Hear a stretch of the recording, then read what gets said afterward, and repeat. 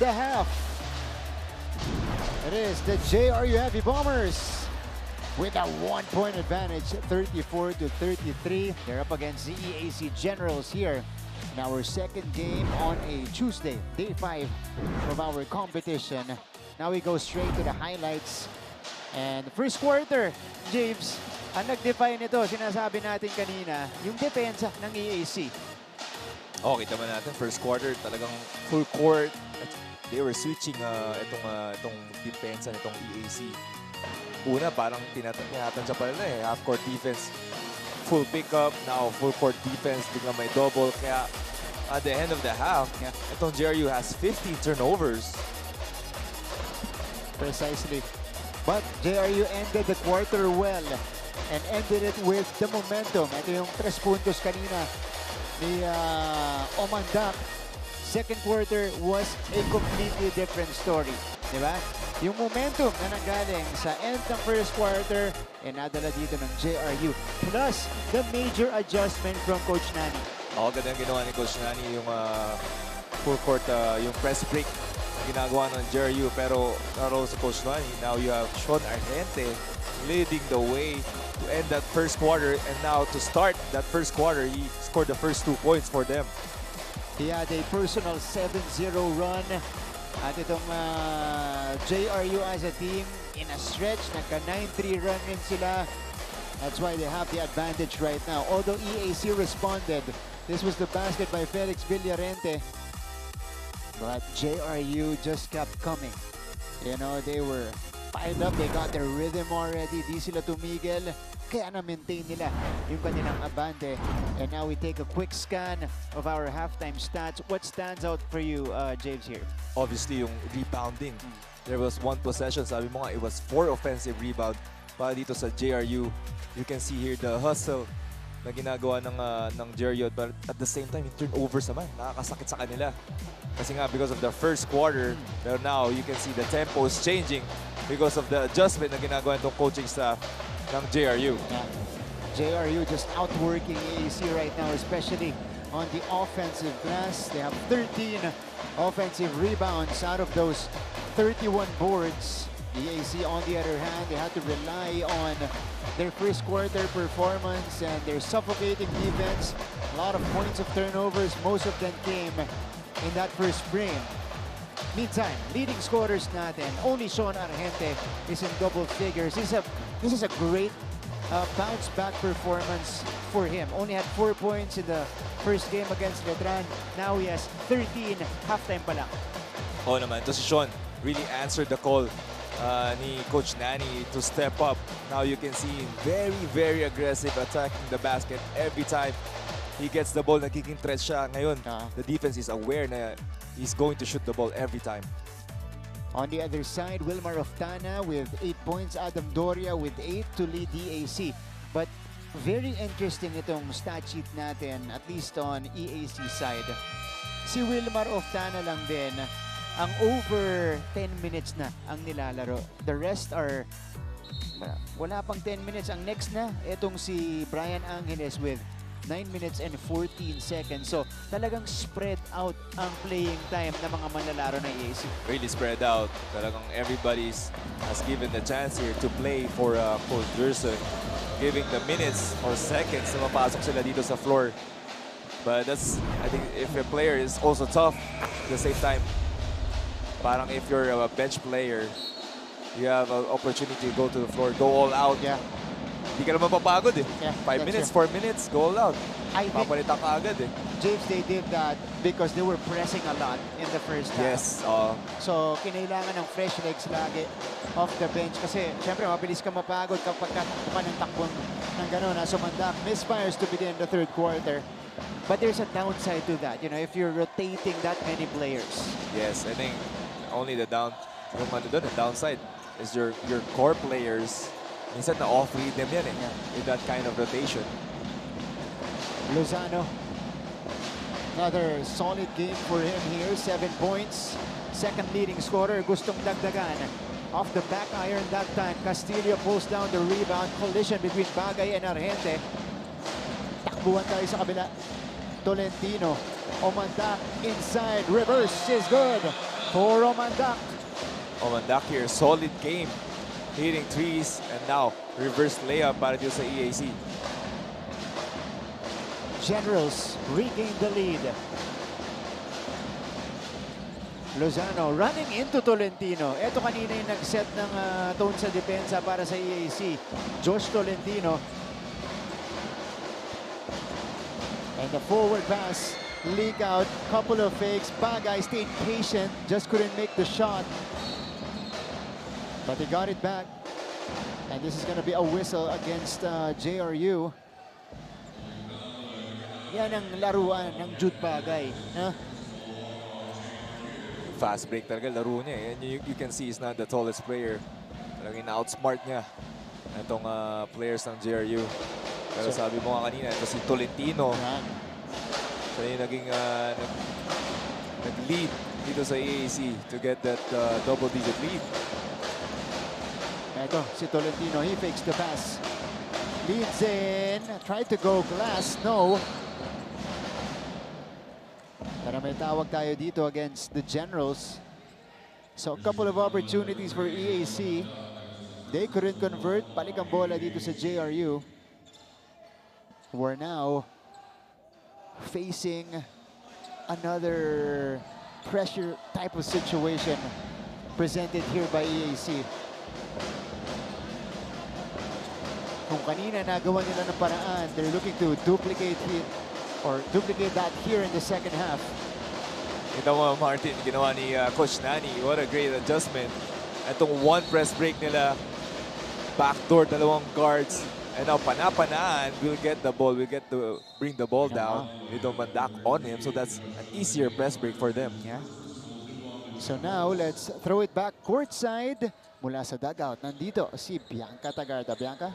Martin and JV, you mentioned earlier that this performance of Jude Bagay might not match his performance of him in the last game. And when I asked him about it, sabi nga niya, bawas gigil daw muna dahil excitement is somewhat holds him back. For Jude, it's not just about the efforts made, but also the lessons learned at every end of the game. So even after the tough timeout talk with Coach Gerson Cabiltes, the team wants to play smarter, steadier, and better this second half. Martin and JV? Thank you, Bianca. Well, that will be key here for EAC. Imagine, and a challenge as well, JV. Kasi yung gigil na yon, as we see Argente knock down the straightaway three, yung gigil na yon, ang gagaling din syempre dun sa pressure na ibinibigay nila dun sa depensa at sa kabilang team, di ba? So tuloy-tuloy yung energy nila na ganon. Ayun talaga downside when you're pressuring full court. Yeah. Ang kapalit doon, quick shot eh. Oh, EJ Castillo is now heating up. Now EJ showing us the wares. First he was attacking the basket with the Pinoy step. And now hitting that three-point shot, top of the key. 2 straight baskets for EJ. Sean heavily bothered. Follow-up is off. Forward pass. Bagay has the numbers. Jude switching hands. Sabi mo kanina, Martin, na si Bagay, that's what he's good at. Attacking the basket on transition. Doon, kumalma si Jude Bagay sa taas. Diba? Compose sa taas. Compose. Si Jude. Alright, ito si Sean Argente. JRU falling behind again to begin the second half. They want to check out the EJ Castillo plays. Meantime, ito muna, Sean Argente. Diba? From the top of the key. Knocking it down. Look at the swing to EJ. Shot in. Merong straightaway three-pointer. You see the relief coming from EJ after that made shot. He has been trying to get looks here. Finally, things are going down. Because itong JRU, nag-2-3 zone eh. Yeah. Pero in the first half, talagang guarded siya, marked man. Ito si EJ. But the EAC establishing a lead here in the third quarter, 42-37. Outscoring so far, huh? Itong JRU, EAC has outscored JRU 9-3 in the first 3.5 minutes of the third quarter. Ito yung atake. The strip came from Tolentino. Was it last touch on Sean? No, that's a whistle call pala. So 2 shots for Sean Argente, who has erupted for 17 points. Wow. Compared to the first game. Yeah. Pero kita mo yung aggressiveness niya na gusto niya talaga bumawi ngayong game na to. Team captain and now leading scorer of JRU, Sean Argente.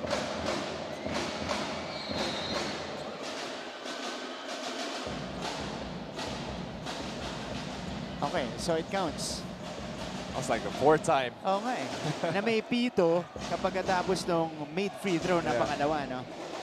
Very strict ang officials natin dyan. EAC trying to break the press. They do. They swing it to EJ, who pulls the quick trigger. At that time, Panapanaan. Lorenaria scans, goes to Sean. Shot to Sean. No. Tolentino snatches the rebound. Ito na si Josh Tolentino. Tolentino saw some daylight. Off the back iron. Yung talaga binibigay ng JRU eh. Yung 3-point shot, it's wide open para dito sa EAC squad. They just need to knock it down. EAC is now 4 out of 21 from long range. They go to Salvador. Git-gitan sa ilalim between Loristo and Benitez. Let's check out the sequence. It was Loristo holding on to Benitez. Parang di naman. Parang di naman sadya. Sabi ni JV yun, ha? Gawain niya. Dabira lang. 42-39 so far.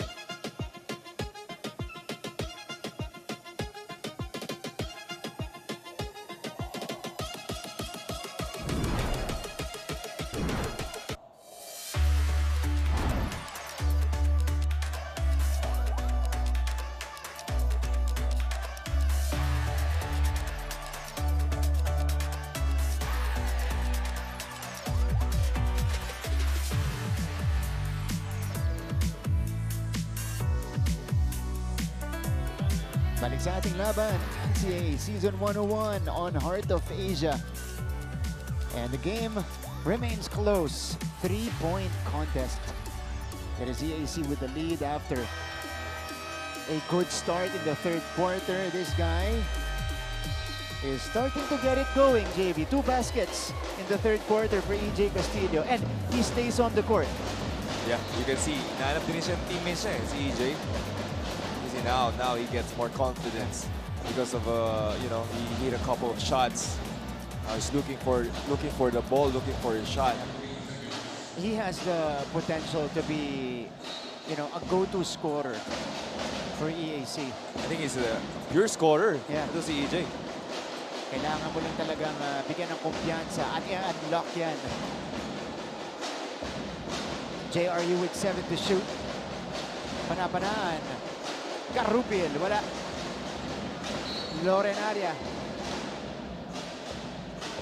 Tried to chase after it, pero he was a fraction of a second late.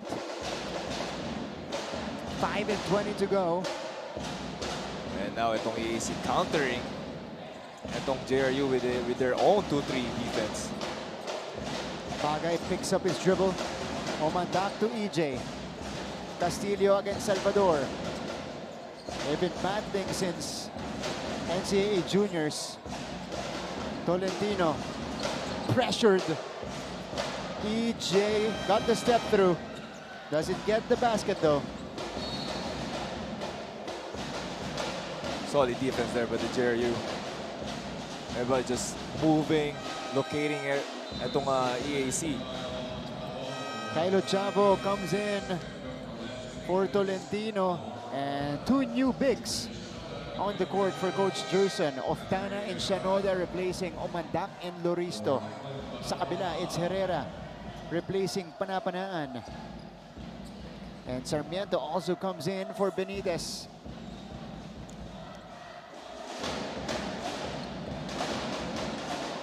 Lorenaria to Herrera. Just re-enter the game. They break the press again. Garupin, nakakita ng buwang. Hang time mula kay Jay. And this is on of Tana. Ito din nagiging problem ng EAC eh. Now they're on a 2-3 zone. Kanina, man-to-man, nahirapan sila to get those defensive boards. Now 2-3, it's gonna be harder for them to secure those boards kasi everybody's just running inside. You know, JRU loves those offensive rebounds. So Jay Garupil to the free throw line. Low scoring affair, James. 42-39. Lots of defense played. Nagiging chess match to between Coach Gerson and Coach Nani. They've been countering each other's defensive scheme.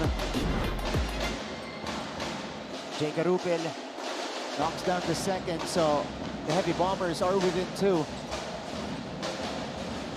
Ochavo back to Castillo. Oftana. No. Pulled down by Herrera. Narito na si Harry Herrera.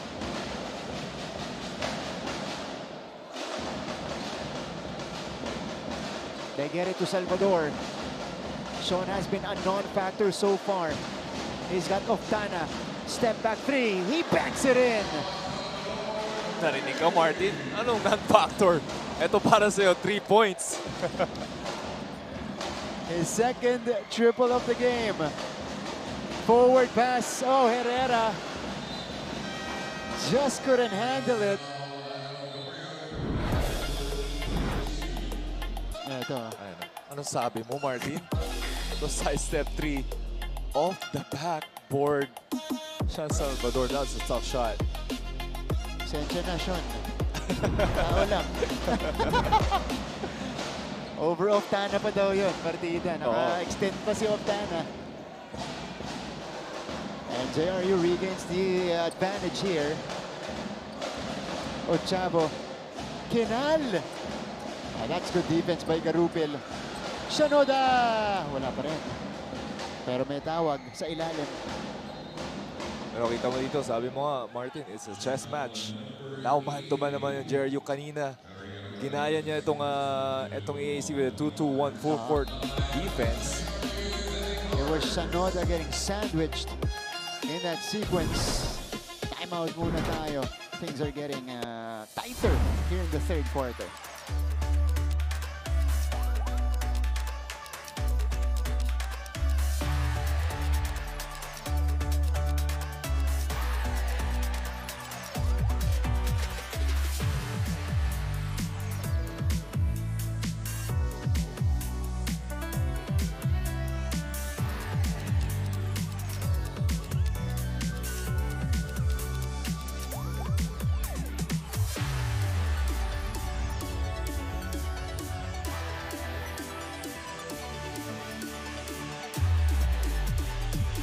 Welcome back to the coverage.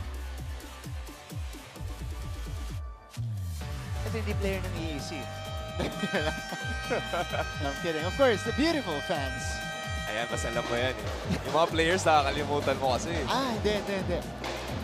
Dati kasi naalala ko nung naglalaro pa si JV. Back to me. Maraming spectators. Sabi ko lang, dami nanonood. Mga pinsan ko yun. Oo, tama nga. Pinsan ko yun. Ano? 10 ganun. Family support, ano? Oo. Mga extended family. Malaki family namin. Ayan. Nakaya makapuno ng arena, no? Hindi naman. Hindi ba? Mga isang side lang. Ano ba po yan? College days ba naman yan? Matagal na. Matagal na.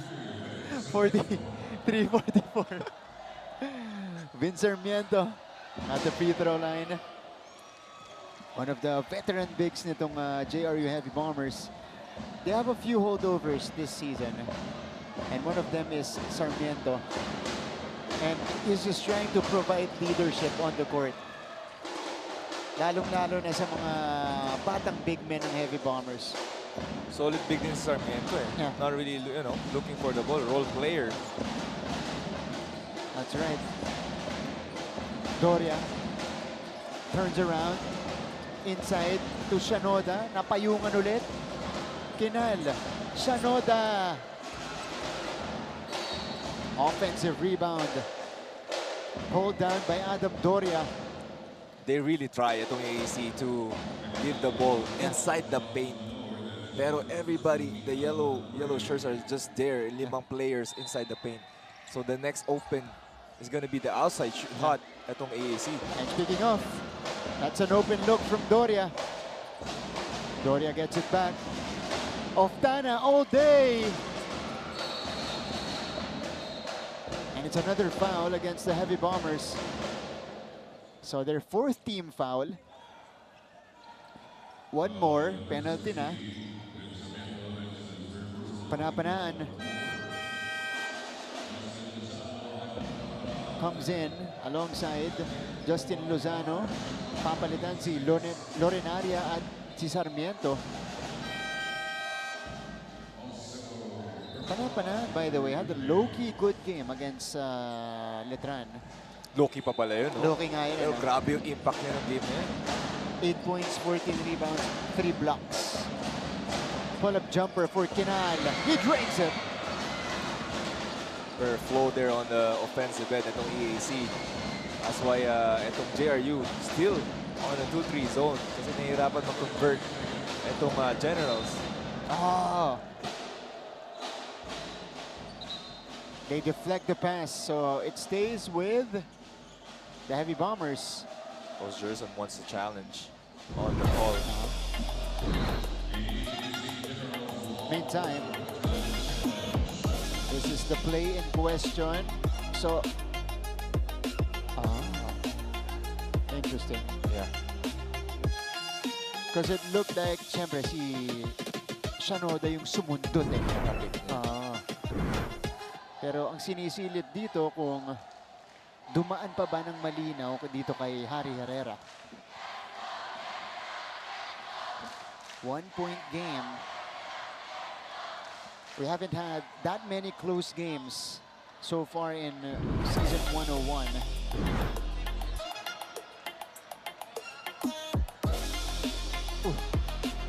Okay, this is a more difficult angle to scan. This is the clearest. Oop. Mahirap yun. Buti hindi natin trabaho yun. Tama. Tingin lang tayo. Pero, kasi it's either natapik or last touch pa na si Herrera. Kasi syempre, tendency ni Herrera, habulin nung kamay niya yung bola eh. Yeah. Diba? Pagkatapos matapik. Yeah, this is a closer look.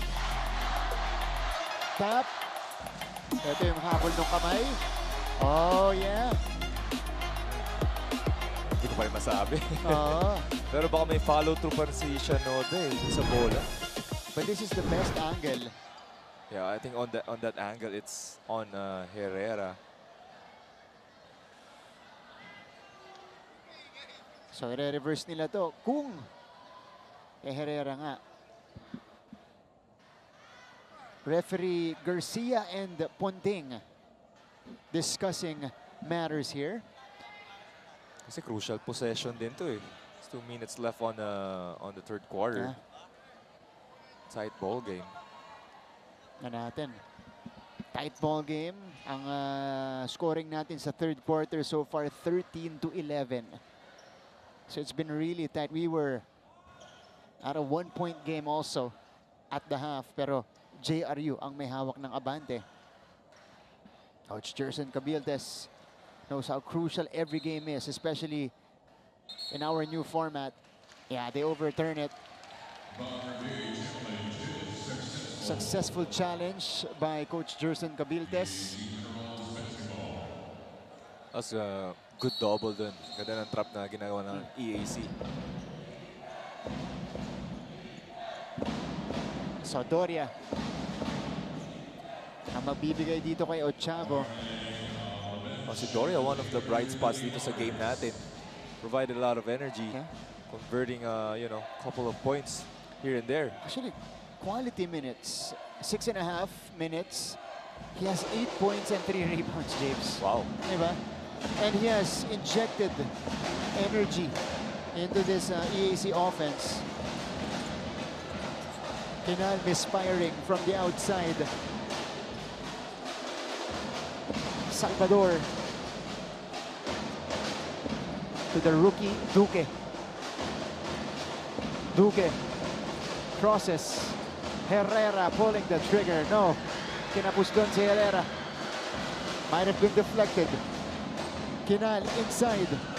Jacob has one, but it's Panapanaan who blocks him. Great defense by Panapanaan. They're really trying to put the ball inside, pero nahirapan ito si Shanoda to convert those baskets. Lozano scans the floor. Swing. No. Inside. Sean Salvador scores with the left hand. And the foul. Big basket there by Sean Salvador.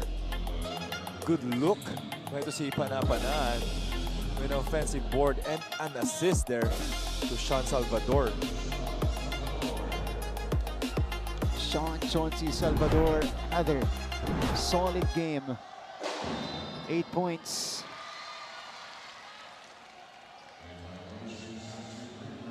Okay, so he'll be gifted with another attempt. Lane violation, tinawag sa EAC. Kahit sila na lang yung nasa side na yun. Yeah. Strict, consistent itong officials natin. So he completes the three-point play. Oh, tumawid na si Doria. Right before the attempt. Back to a 2-point lead for JRU. Orchavo. Doria catch and shoot. Too strong. Rebound ending up with Duque. Oh, Orchavo steals it. What a pass to the cutting of Tana. Never stopping. Ito si Chavo na dapana, trying to get those the offensive rebounds. Got the ball. Ito si Chavo. That's the value of a Kyle Orchavo on this squad. Inside to Panapanaan, who took the contact and made the hoop. Final shot time for EAC. Inside, napunta sa JRU.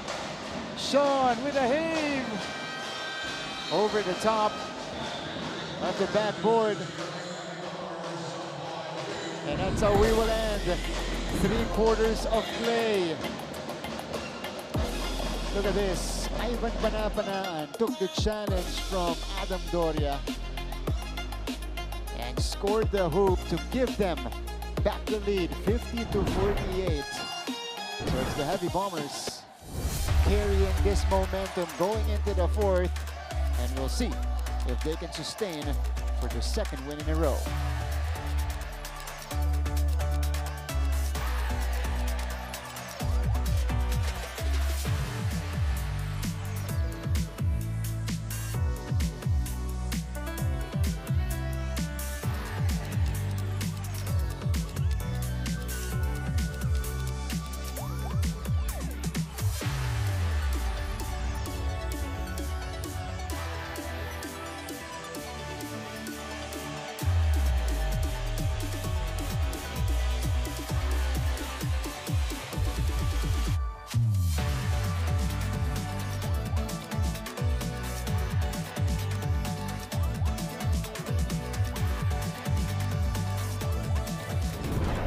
JRU and the EAC separated only by 2 points, 50-48 to begin the final chapter of this game. And we check out the quarter scoring, JV. Scoring has slowed down significantly in this game. 3rd quarter natin, James, di kita na.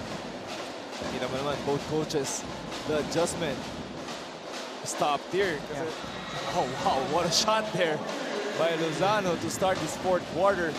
Pero both coaches, Coach Lani and Coach Durson, just playing a chess match here, changing defensive schemes. Precisely. That three-point shot, by the way, enables Lozano to reach double figures with 10 points. Ochavo could not answer. He taps it out to Doria. Doria, the leaner, no. Shot Noda, wala pa rin para sa EAC. He gets it back. Jacob goes to Kyle. Final, they swing to Octana to the corner. That's good. Wilmar Octana now with 13. Offensive rebounds there. Ngayon naman EAC trying to crash the boards. So it's a 3 for a 3 to begin the fourth quarter. Salvador drives off the glass, no. And the rebound goes to Shanoda. Nagmamadali ang EAC. Kyle surveys, thought about it, ilalapit sa kanto, Kinal, kaboom! Nico Kinal gives EAC back the lead, 54 to 53.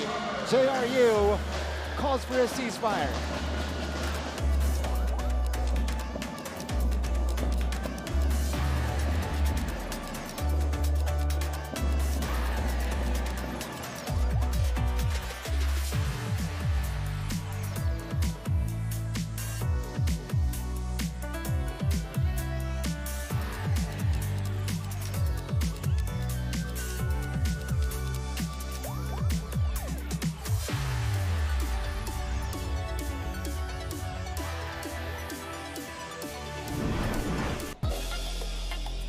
Two three-pointers.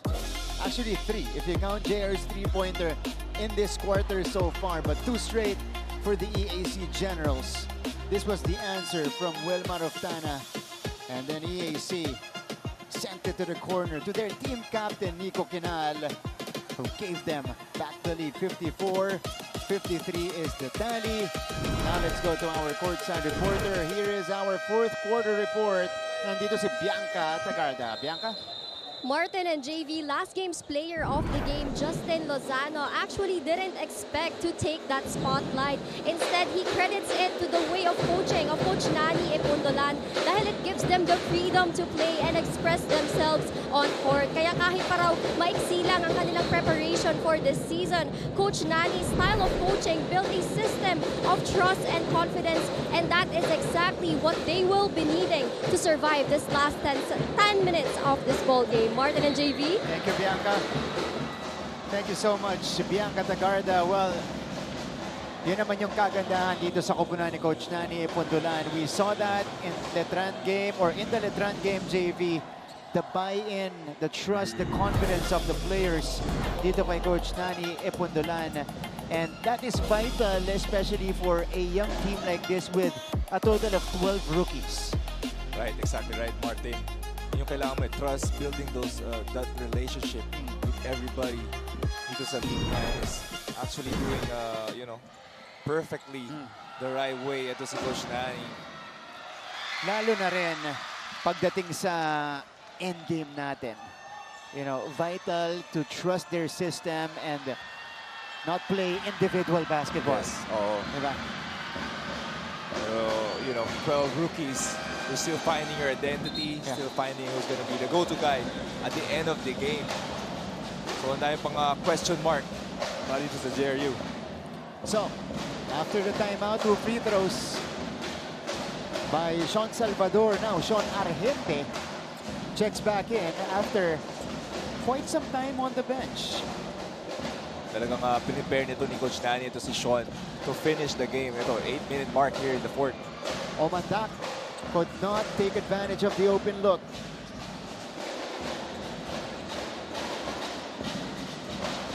Sean to Sean, backcourt for JRU. Duque. Chauncey surveys. Shot clock is down to 5. Salvador will dance against Oftana. Inside pass. Naubusan ng oras. Great individual defense there by Wilmar Oftana.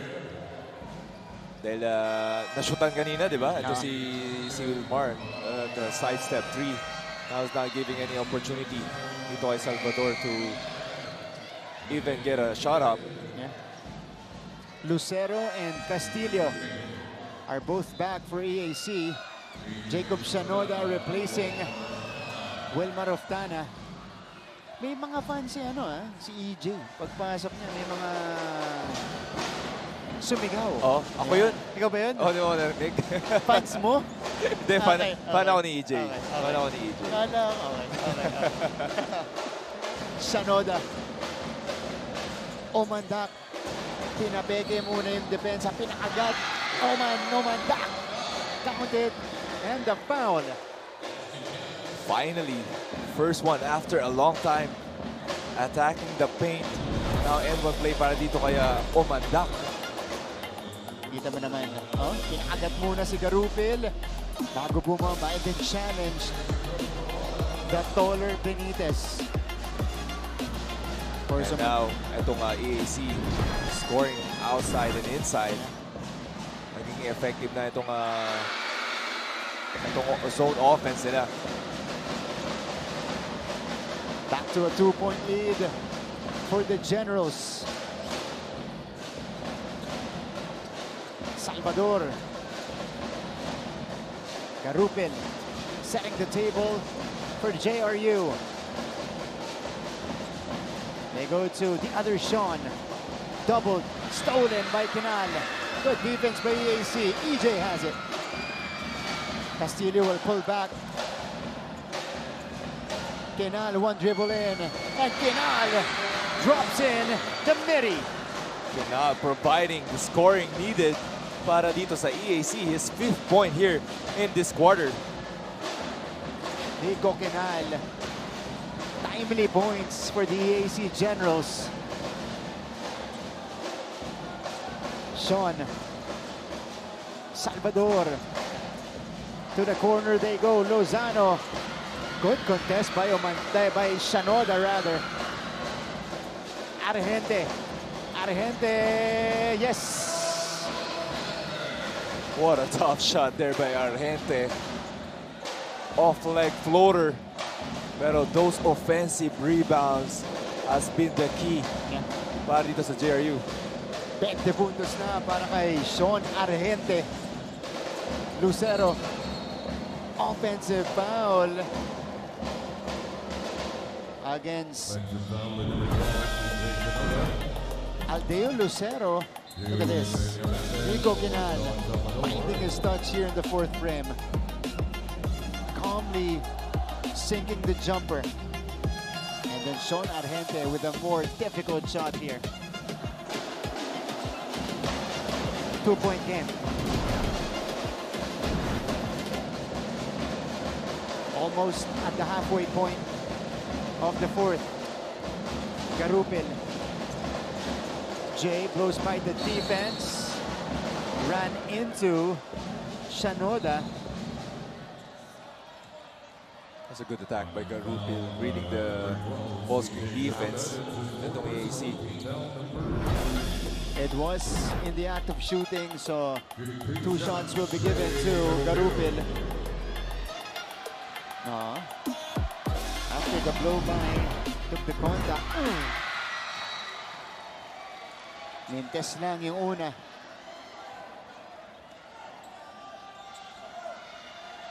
Just 1 out of 3 today for Jay Garupil, and he's struggling from the field, as you can see. Only 1 made shot in 8 attempts, and he missed both free throws. The score sticks. Shanoda off the glass and in. Big shot from Jacob Shanoda. Shanoda has been trying from the paint. Now he goes off the board, converting those big 2 points. Garupil, too strong. And here comes EAC. Now with a 4-point lead. Lucero splits the D. Empty trip for the Generals.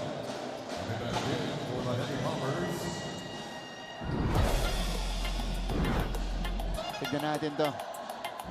Ito yung pabanda kanina ni Jacob Shanoda. Enabling EAC to extend it to a 2-possession game. Sanlea Peñaverde is back for the Heavy Bombers after a long rest. Argente still trying to get it to a teammate. Siya na yung maglalapit. Wow, these are hard bumps. Yeah. 3 possessions, the same move, the same foul. Well, this is EAC squad. Pagdating ng JRU players sa painted area, merong mga pader. Diba na nakasetup para sa EAC. Okay, para natin kasi itong JRU on the free throw line. 20 points for Sean Argente. And he's been perfect so far. 7 out of 7. I hope I didn't jinx that though. But Sean, big time bounce back game. Scored 4 against Letran today. He has 21. And he had a bad start. Ito si yeah. Sean. 3 turnovers to start the game. Oh yeah, that might have been me. Might have been my fault. Perfect na sa man. 7 out of 8 now from the line. Itong si Sean Argente, but he still enabled his team to move closer. The miss by Castillo. Shanoda also missed the tip. Ito na si Argente. Salvador! Nope. We got a foul against EAC. And that'll mean free throws. Early in the game. Yeah. 4 minutes left. 5-1 ang penalty situation natin. So now, Shanoda fouling out in his second game as a general. Yeah, it's a foul there. So Jacob Shanoda will exit the game. 1 out of 9 from the field. 6 points. Pero, James, check this. 12 rebounds para kay Shanoda. That's why he's in the game. Yeah. Pero now, they lost another rebounder dito kay Shanoda. Benitez splitting his charities. So, down to a 2-point lead. Lucero will move closer. Wow! Aldeo Lucero slicing into the JRU defense. Look how a veteran ito si Lucero. Not playing a lot of minutes here in this game, pero you can see how he instructed his teammates to get where he want them to be. His first basket of the game. Sean, that's a better look. He drains the top side 3. And speaking of veteran, hindi naman papatalo to si Sean Argente. 24 big points for Sean Argente. The Argente eruption is happening for JRU. EJ scans the floor. Oftana. EJ did not use the screen. Castillo, yes! One-on-one breakdown by EJ Castillo. And the rookie sensation is showing out here against his another rookie dito kay Salvador. He's got 9 points. Argente from way out. Kaboom! 27 points for Sean Argente. Back-to-back triples para dito kay Sean Argente. Is unconscious right now. All tied up at 65 apiece. Wilmar all day to shoot. No! Kinal. Oh, Lucero. Oh, Panapanan saves it. Wow! They missed out on the legal, but Panapanan showing his value on the court. And now JRU has a chance to take back the lead. We enter the final 2 minutes. Last 2 minutes. We're going deep into the trenches. It's the JRU basketball. Shot clock did not reset. Nothing there. And the Generals look to take back the lead as well. Ball in the hands of Aldeo Lucero. Lucero sends it out. Oftana moves closer. Oftana is called for excessive steps. Oh, they nope, called a foul. It's a foul on JRU. Ooh, that's a big call. Look at this. Big time three by Sean Argente from the top of the key. Pointing up in the sky, and then look at this. That's from where you're from, 4-point land. 4-point shot. It's a pro level. Sean Argente. You can see now a big substitution. Anthony Coach Jerson into si EJ. EAC General. So we have a tight ball game entering the last minute and a half.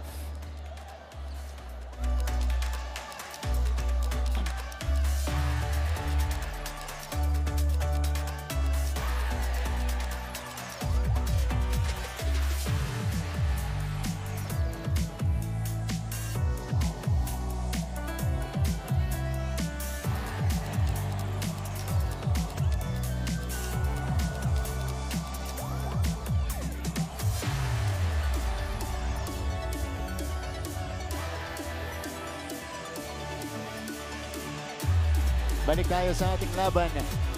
It is 65 all in this exciting contest between JRU and EAC. Only the third deadlock of the game. And Wilmar Oftana. Ito yung play kanina.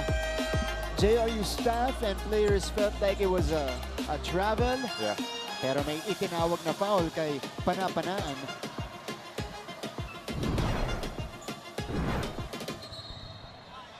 So almost a great defense there for JRU.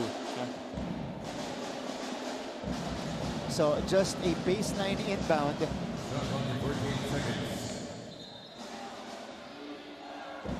So it's not a foul. Okay. Because if it was, dapat may free throws kasi active shooting. Yeah. So parang outside eh. Hey. Kinal! Yes! Now, same spot. Big triple there. What a play after the timeout by EAC. What an execution there for the EAC squad. Great play by Coach Jerson. How will JRU respond? It is with Sean Salvador. He's got Oftana on him. Sean goes to the other Sean, who turns it over.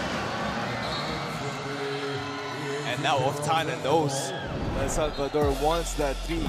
He's tempting him to attack the basket. How about this guy, their team captain, Nico Kina? Look at the reaction coming from Coach Jerson, leaning back and then celebrating after that bucket. Yung pinagkatiwalaan niya ng leadership role. Nagbibigay at nagpo-perform para sa kanya. Jude Bagay, no. And JRU grabs the rebound. They go to Lozano. JRU has to play it smart. Argente has Kinal on him. He's got Bagay now on the switch. Argente, blocked by Umandak. Good defensive play coming from Umandak. Timeout muna tayo. Gustong siguraduhin to ni Coach Nani Pundulan.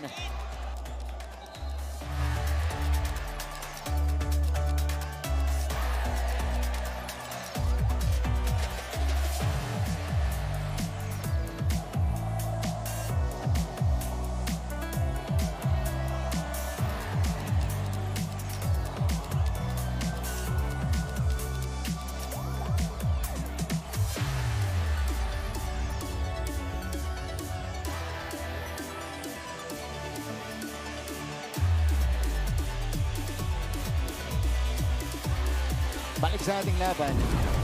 An extra exciting affair between JRU and EAC. This was the block. Wow, yeah. Okay. So, after the swipe, looked like it rolled through Argente's arm. Great block there by Umandak. Pero dito mo makikita yung sinasabi nga natin yung inexperience nitong JRU squad down the line, down the stretch.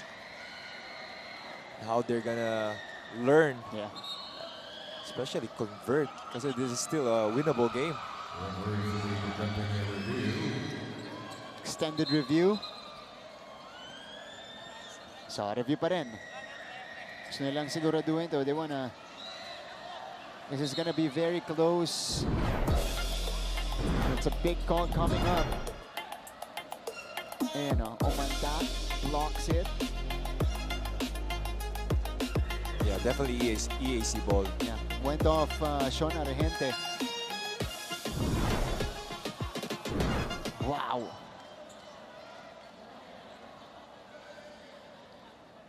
EAC,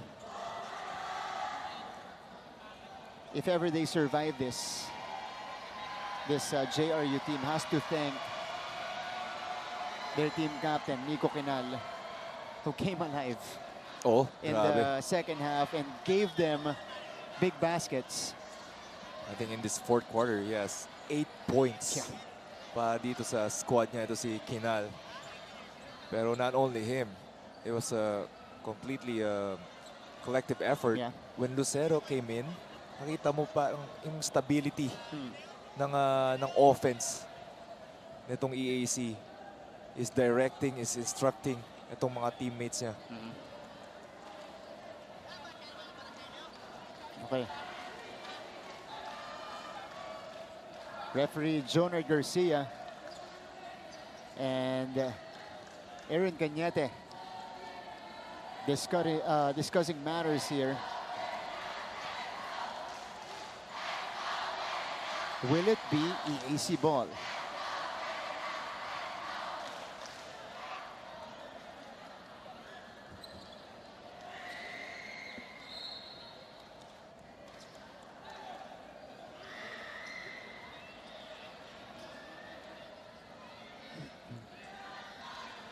Grabe suspense, no? Oo nga eh. Akala ko i-announce na eh. Oo nga eh. Private discussion with our officials.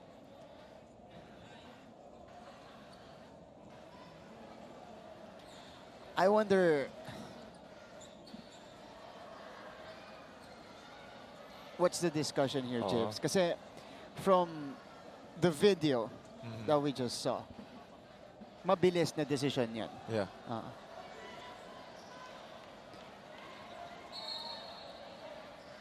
Okay, they ultimately gave it to EAC.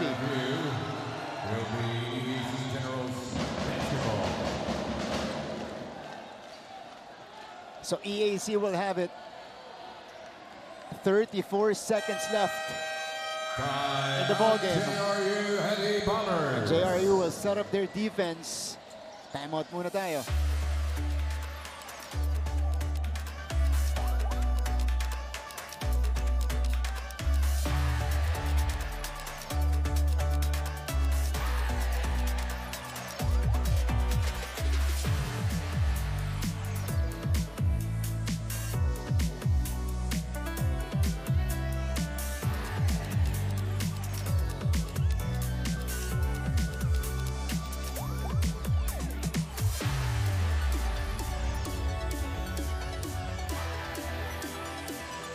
Welcome back to our NCAA Season 101 coverage.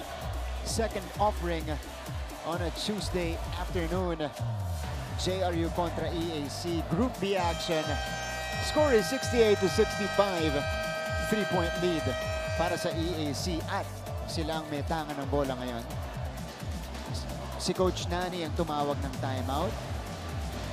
Okay, James, in this situation, they're hoping, of course, the priority is to get the turnover. Yeah. Oh, itong JRU is definitely gonna pick up full court, as we can see here. This is gonna be a full court inbound. Nico Quinal.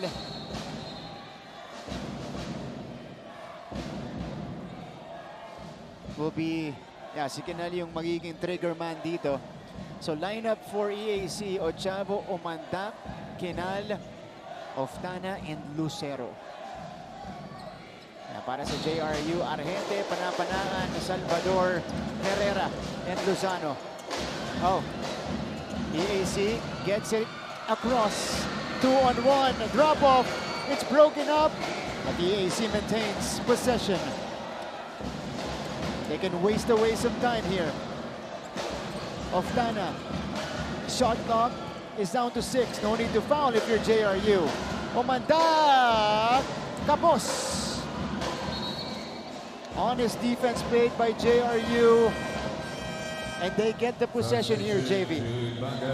Not the best of offense to milk the shot clock. Yeah. I think they just want to milk the shot clock, not even, get a shot up. Itong EAC. Now, JRU has a shot to tie this ball game. But it will be a full court inbound as well for JRU, which makes life tougher for them. Argente to trigger this one in. 10 seconds remaining. Herrera back to Sean. 7 seconds. Argente with a heave. No! Ball is tapped out. Lozano! Wala pa rin. And EAC survives and gets their first win in season 101. What a great stop there.